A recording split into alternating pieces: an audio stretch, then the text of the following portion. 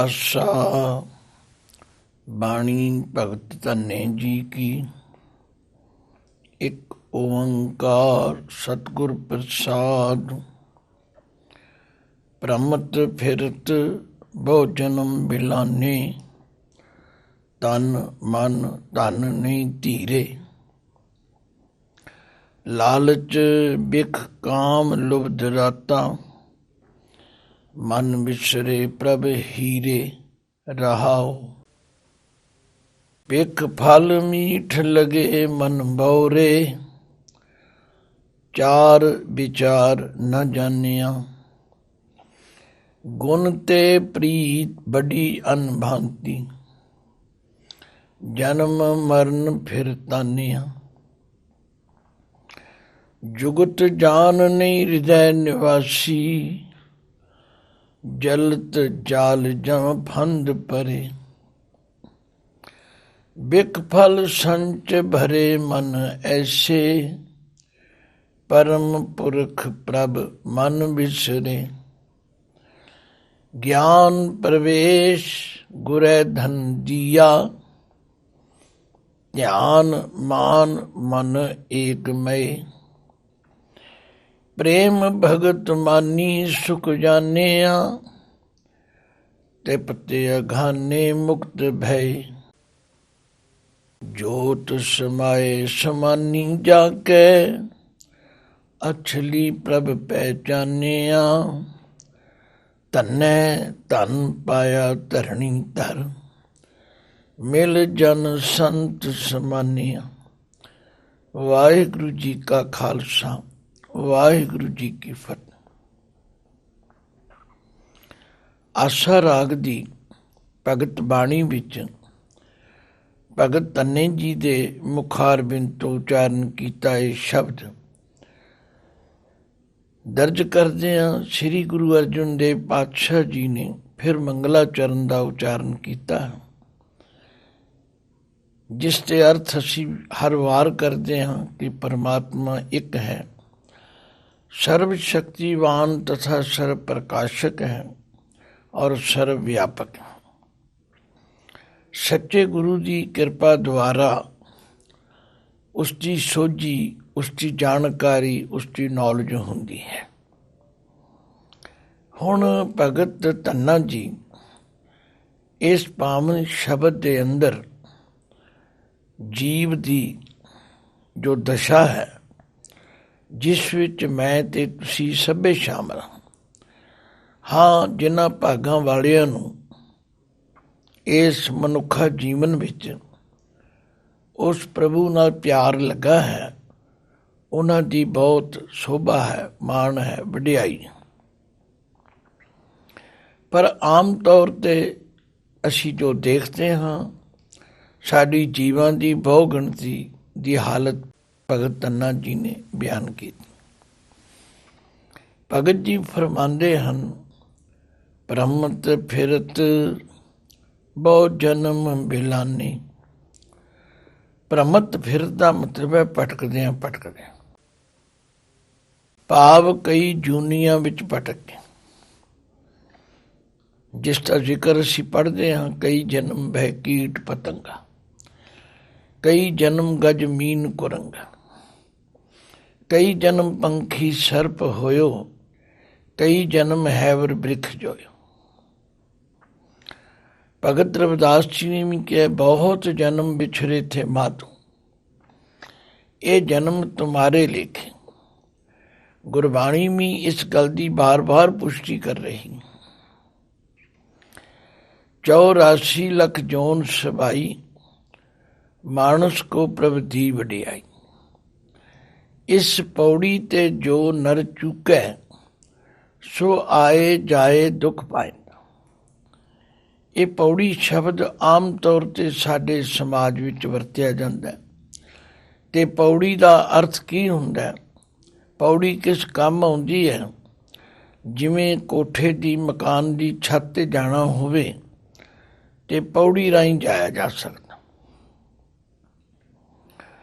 ते जिहड़ा उस पौड़ी तो तिलक जाए, जिहदा पैर थिड़क जाए, ਉਹ ਫਿਰ ਡਿੱਗ ਪੈਂਦਾ ਅਤੇ ਜੋ ਉਹਦਾ ਹਸ਼ਰ ਹੁੰਦਾ ਉਹ ਸਾਨੂੰ ਸਾਰਿਆਂ ਨੂੰ ਧਿਆਨ ਵਿੱਚ ਰੱਖਣਾ ਚਾਹੀਦਾ। ਇਸ ਲਈ ਪਾਤਸ਼ਾਹ ਕਹਿੰਦੇ ਨੇ, ਇਸ ਪੌੜੀ ਤੇ ਜੋ ਨਰ ਚੂਕੈ ਸੋ ਆਏ ਜਾਏ ਦੁੱਖ ਪਾਇਦਾ। ਉਹ ਫਿਰ ਜੰਮਣ ਮਰਨ ਦੇ ਚੱਕਰ ਵਿੱਚ ਪੈ ਜਾਂਦਾ। ਤੋ ਭਗਤ ਧੰਨਾ ਜੀ ਕਹਿੰਦੇ ਨੇ, ਸਾਡੀ ਵੀ ਇਹੋ ਹਾਲਤ ਹੈ, ਮੇਰੀ ਵੀ ਇਹੋ ਹਾਲਤ ਹੈ ਕਿ ਭ੍ਰਮਤ ਫਿਰਤ ਬਹੁ ਜਨਮ ਬਿਲਾਨੇ।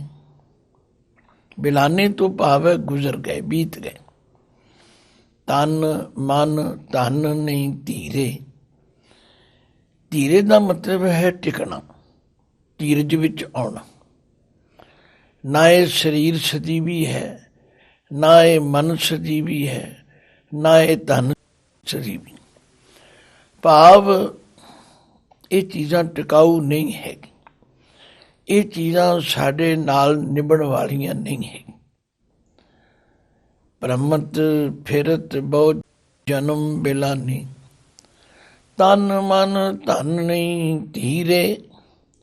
ਲਾਲਚ ਬਿਖ ਕਾਮ ਲੁਭਦ ਰਾਤਾ। ਮਨ ਬਿਸਰੇ ਪ੍ਰਭ ਹੀਰੇ। ਲਾਲਚ ਵਸੀ ਹੋ ਕੇ,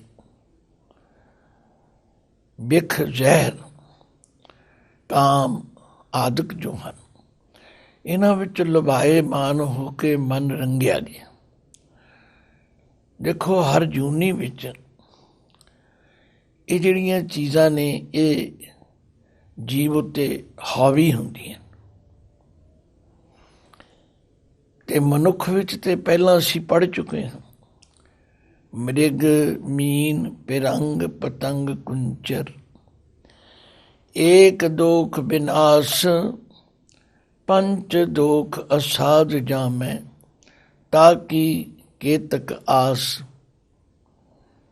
ਪੰਜਾਂ ਦਾ ਹਵਾਲਾ ਦੇ ਕੇ ਕਿਹਾ ਕਿ ਹਿਰਨ ਕੰਨਾਂ ਦੇ ਰੋਗ ਕਰਕੇ ਮਾਰਿਆ ਜਾਂਦਾ, ਮੱਛੀ ਜੀਭਾ ਦੇ ਰੋਗ ਕਰਕੇ ਮਾਰੀ ਜਾਂਦੀ, ਪਤੰਗਾ ਦ੍ਰਿਸ਼ਟੀ ਦੇ ਰੋਗ ਕਰਕੇ ਮਾਰਿਆ ਜਾਂਦਾ, ਭੌਰਾ ਨੱਕ ਦੇ ਰੋਗ ਕਰਕੇ ਮਾਰਿਆ ਜਾਂਦਾ, ਤੇ ਹਾਥੀ ਕਾਮ ਰੋਗ ਕਰਕੇ ਮਾਰਿਆ ਜਾਂਦਾ।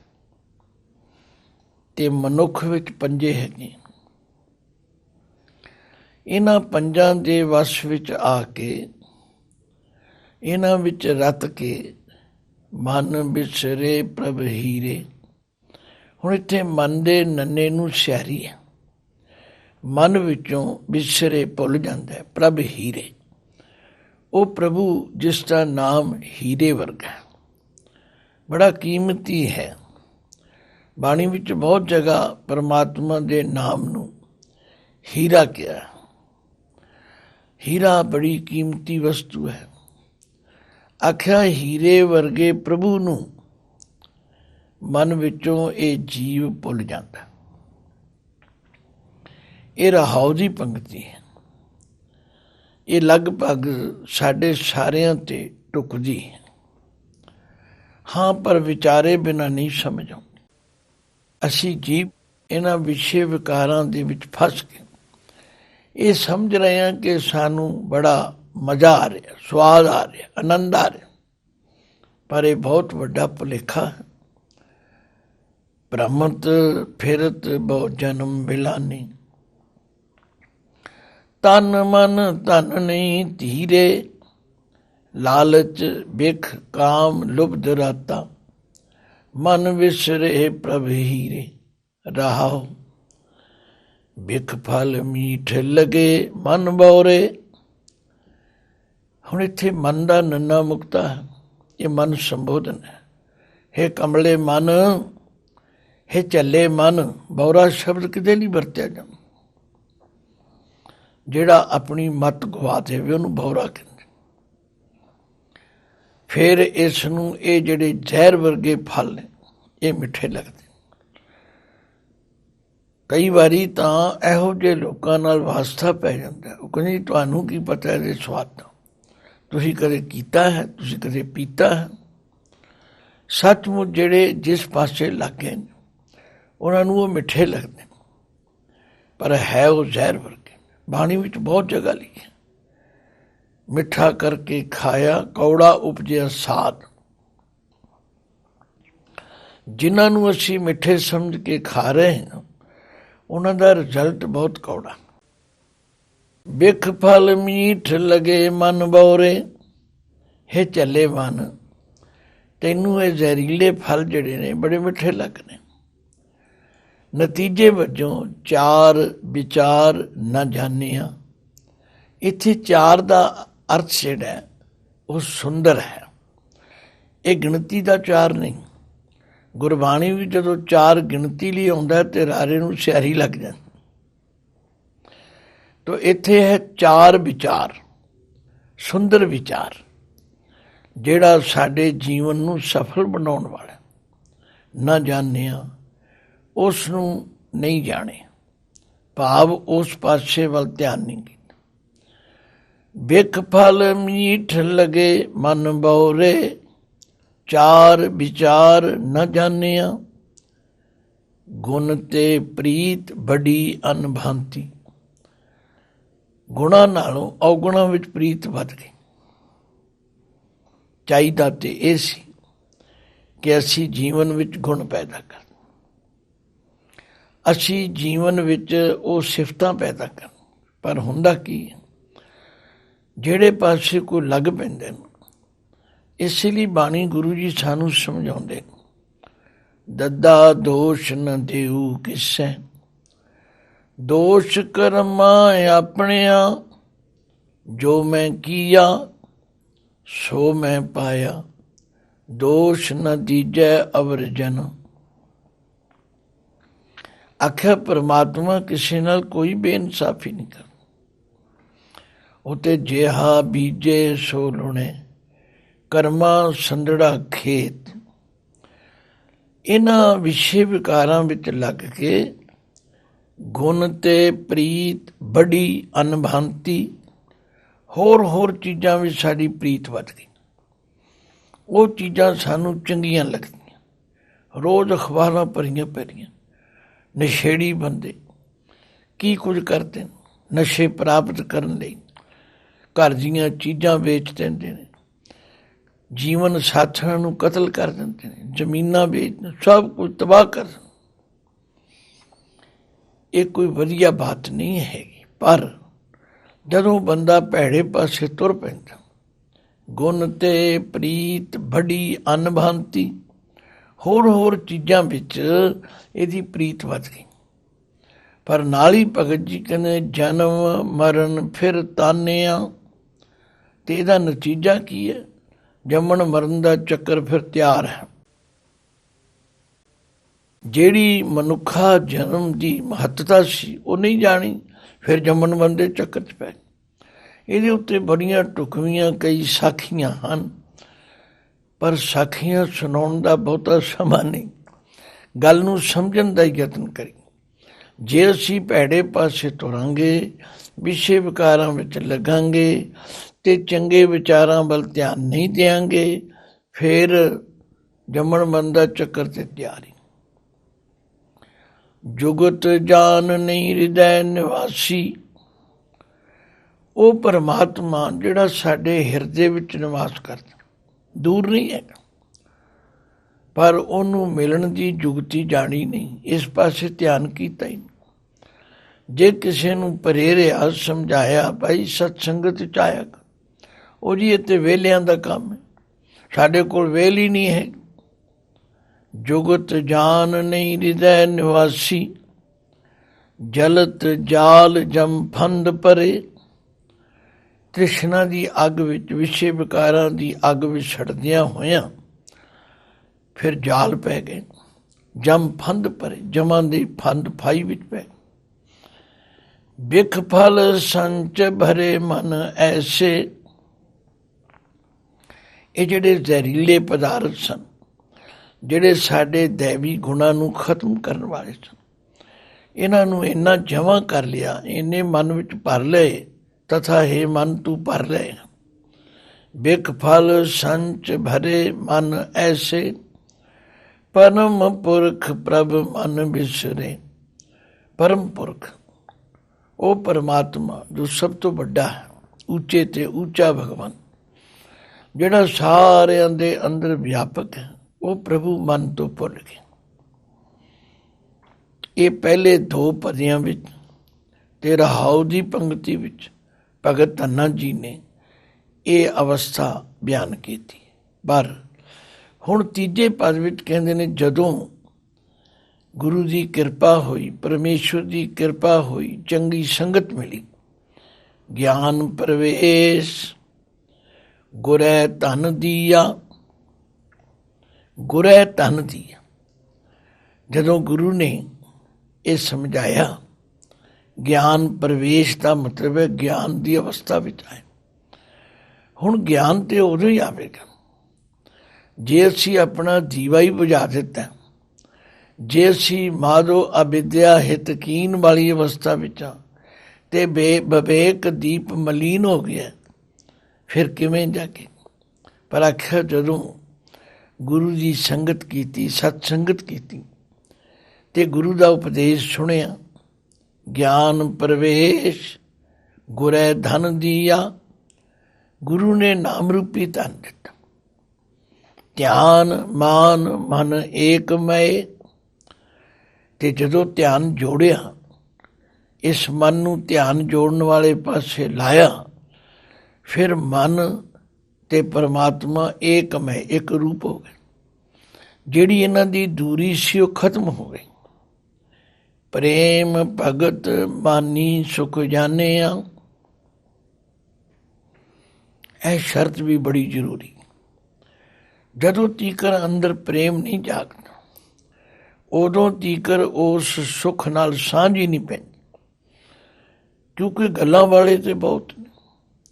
ਭਗਤ ਕਬੀਰ ਜੀ ਨੂੰ ਕਹਿਣਾ ਪਿਆ, ਕਿਆ ਪੜ੍ਹੀਏ ਕਿਆ ਗੁਨੀਏ, ਕਿਆ ਵੇਦ ਪੁਰਾਨਾ ਸੁਣੀਏ, ਪੜ੍ਹੇ ਸੁਣੇ ਕਿਆ ਹੋਈ, ਜੋ ਸਹਿਜ ਨ ਮਿਲਿਓ ਸੋਈ, ਹਰ ਕਾ ਨਾਮ ਨ ਜਪਿ ਗਵਾਰਾ, ਕਿਆ ਸੋਚੈ ਬਾਰੰਬਾਰਾ, ਅੰਧਿਆਰੇ ਦੀਪਕ ਚਾਹੀਏ, ਇੱਕ ਬਸਤਿ ਅਗੋਚਰ ਲਈਏ, ਇੱਕ ਬਸਤਿ ਅਗੋਚਰ ਪਾਈ, ਘਟ ਦੀਪਕ ਰਿਹਾ ਸਮਾਈ।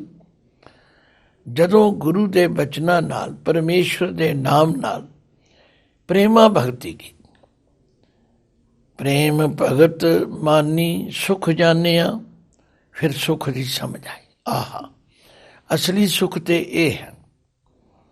ਉਹਨਾਂ ਵਿਸ਼ੇ ਵਿਕਾਰਾਂ ਵਿੱਚ, ਉਹਨਾਂ ਭੈੜੇ ਵਿਚਾਰਾਂ ਵਿੱਚ ਕੋਈ ਸੁਖ ਨਹੀਂ ਹੈਗਾ।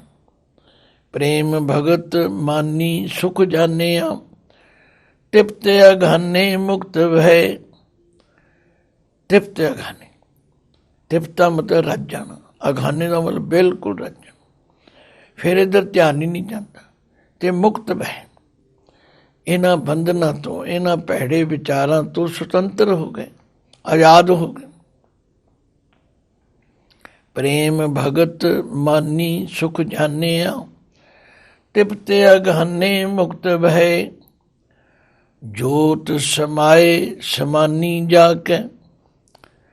ਉਹ ਜੋਤ ਜਿਹੜੀ ਸਾਰਿਆਂ ਦੇ ਅੰਦਰ ਵਰਤ ਰਹੀ ਹੈ। ਬਾਬਾ ਨਾਨਕ ਜੀ ਨੇ ਫਰਮਾਇਆ, ਸਭ ਮੈਂ ਜੋਤ, ਜੋਤ ਹੈ ਸੋਏ, ਤਿਸ ਤੇ ਚਾਨਣ ਸਭ ਮੈਂ ਚਾਨਣ ਹੋਏ, ਗੁਰ ਸਾਖੀ ਜੋਤ ਪ੍ਰਗਟ ਹੋਏ। ਜਦੋਂ ਗੁਰੂ ਦੇ ਉਪਦੇਸ਼ ਦੁਆਰਾ ਸਮਝ ਆ ਗਈ, ਜਾਂ ਧੰਨ ਗੁਰੂ ਤੇਗ ਬਹਾਦਰ ਜੀ ਨੇ ਫਰਮਾਇਆ, ਕਾਹੇ ਰੇ ਬਨ ਖੋਜਨ ਜਾਈ, ਸਰਬ ਨਿਵਾਸੀ ਸਦਾ ਅਲੇਪਾ, ਤੋਹੀ ਸੰਗ ਸਮਾਈ, ਜੋਤ ਸਮਾਏ ਸਮਾਨੀ ਜਾ ਕੇ। ਜੋਤੇ ਹੈ ਅੰਦਰ, ਪਰ ਸਮਝਣ ਦੀ ਲੋੜ ਹੈ।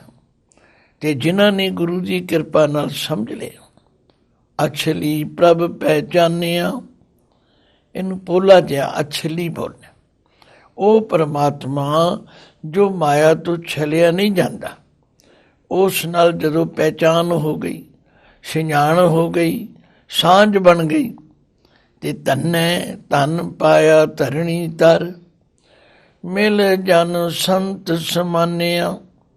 ਧੰਨੇ ਇੱਕ ਸਾਡੀ ਬਹੁਤ ਵੱਡੀ ਪ੍ਰੋਬਲਮ ਹੈ। ਅਸੀਂ 2 ਲਾਵਾਂ ਨੂੰ ਇੱਕ ਬੋਲਦੇ ਹਾਂ।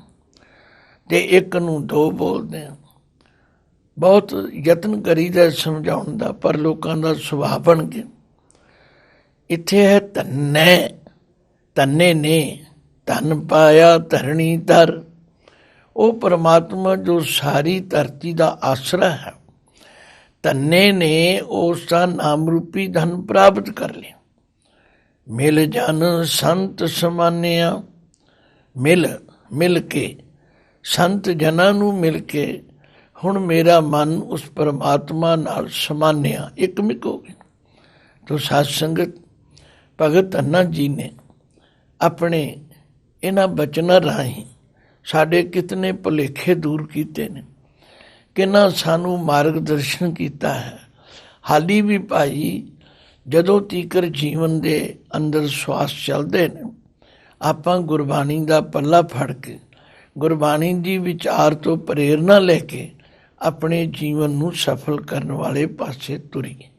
ਵਾਹਿਗੁਰੂ ਜੀ ਕਾ ਖਾਲਸਾ, ਵਾਹਿਗੁਰੂ ਜੀ ਕੀ ਫਤਿਹ।